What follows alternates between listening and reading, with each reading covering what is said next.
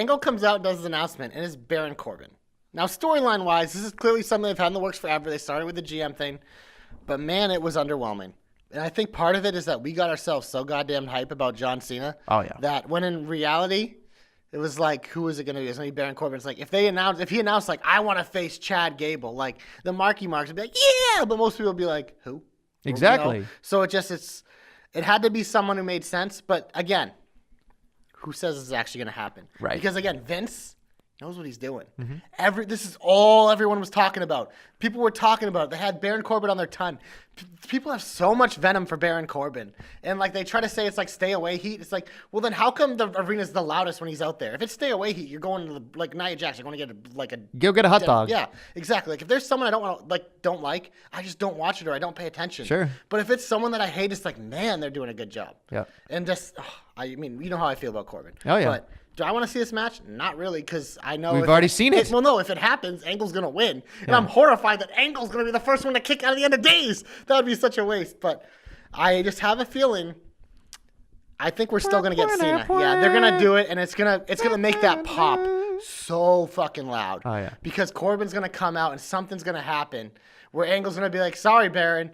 This is my ultimate revenge. I'm taking away your WrestleMania match now. You aren't getting anything. And out comes, like, it just, there's so many ways they can do it.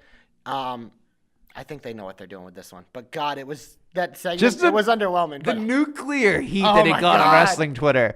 You know, I look at it like this. Like, Baron Corbin, yes, it was underwhelming for the person that watches it. It, like you said, it makes perfect sense for the storyline portion. But like people are, I think Danny or somebody was saying in our thread, like, oh, Chad Gable would have been great for WrestleMania. It's like, no, none of these guys deserve it. None of these guys will get it because there's just too much stuff. There's just too much, like, I think everybody knows something that's in on it. And even if it is Corbin, like, and again, I'm not trying to like make it okay or anything like that. But like for me, even if it is Corbin and I'm like, okay, it's Corbin. Yeah, the WWE would make that happen to Kurt Angle sometimes. Like, you can realistically think to yourself, yes, the WWE would do that to Kurt Angle. But at the same time, Baron Corbin's working with a guy who was on top for a very long time. Exactly. Baron Corbin is being put in a situation where, like, you say it, like you said, it's X-Pac heat or whatever. But Baron Corbin has been so good for so long. Like, this is his first real coming out party. Yep. Then he deserves it. He absolutely deserves it. I just don't know if he's going to get it. Did you see the stuff Mark Henry was saying about this? No. I'm trying to pull it up because I mean, as you know. You love Mark Henry. I worship the ground that man walks on. The Chad Gable match, however. Yeah, you talk about the match. Chad Gable match was great. It was like, oh, cool. Like, it was an indie Mark kind of like thing where you're like, yes, but Kurt Angle versus Chad with his old music and his U.S. singlet. This is great. You know, like, yeah, of course you're going to fucking jerk off to that. But, like, it was a good match. To me, it wasn't the greatest thing I've ever seen in sliced bread, but it was worth the time of day, and it was a notable thing. But, again, not a WrestleMania-worthy match. And it wouldn't have been because, again, Chad Gable has been piss boy robing it up for the last 6 months. And quite frankly, not on the level of Kurt Angle. And people are like, oh, well, having a match with Kurt Angle would elevate Chad Epic. Freudian slip. Chad Gable. I worked with Chad Epic over the weekend. Anyway, Chad Gable is amazing. But Chad Gable on a marquee at WWE WrestleMania is not good enough. Like you said, it's just Apollo Crews, same thing. Like a lot of guys that he probably wants to work with would be great. But it's Kurt Angle's last freaking match. And of course, Danny was saying to me, Jason Jordan would have been a nice touch. Yeah, it was okay. But I mean, the guy's injured. Yeah, he's injured. And honestly, that wasn't a great angle to begin with. No pun intended. Horrible angle. And Jason Jordan's not up to snuff. Like, he's just not. Like, he's an amazing guy, I'm sure. But he's not WrestleMania. Like, he's just not. And that's what it is. He could have been, but he's not. And especially, you can't just whip somebody out in the last 3 weeks and be like, oh, he's back and he's got a match. Like, you don't do that. Like, promotional-wise, it makes no sense, right?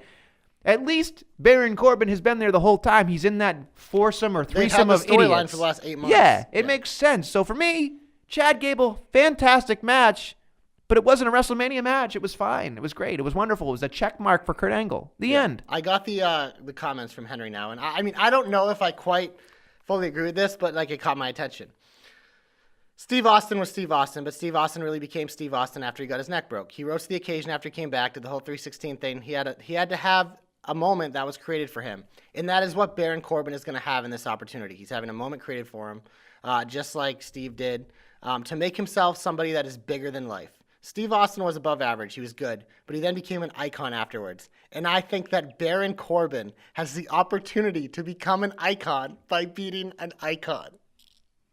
I don't know if I'd go that far, but just reading that, I was like, damn, Mark Henry thinks highly of Baron Corbin. I mean, a lot of people do. Oh, yeah. They've had this guy picked for a long time. And you know I do, but I don't know if I'm going to that level. But I just thought it was something that caught my attention like, whoa. That is an interesting way to look at this. Yeah. Because that's the thing. Everyone's looking at it as angle or whatever. But the first thing I thought of is like you said, this is an amazing opportunity for Corbin. Yeah, a guy absolutely. who deserves it, who's been around now for several years and has eaten shit. Like, they threw all the blame of the bad Raws on him, even though he was the best part of them, just as storyline-wise. Like, this guy is one of the few true, like, actual bad guys left that isn't a caterer to the crowds. Like, he's all about it. I mean, you see him at events sometimes, like, because kayfabe's dead, but you see him at events, like, with, like, little kids and, like, doing cool things. Like, so he is a good person in real life. Yeah. But on screen, that character does not waver. Sure. On Twitter, that character does not waver. He is a bad motherfucker. I think the more we talk about this, the more I'm okay with it. I mean, the more we talk, well, I'm always going to be okay with it because I'm a Corbin guy. But I mean, if they did replace him and put Cena in, yeah, you'd be excited. I would pop for that. Yeah. So I think it's a win-win for me. But I get people's outrage because but I think that's why it works.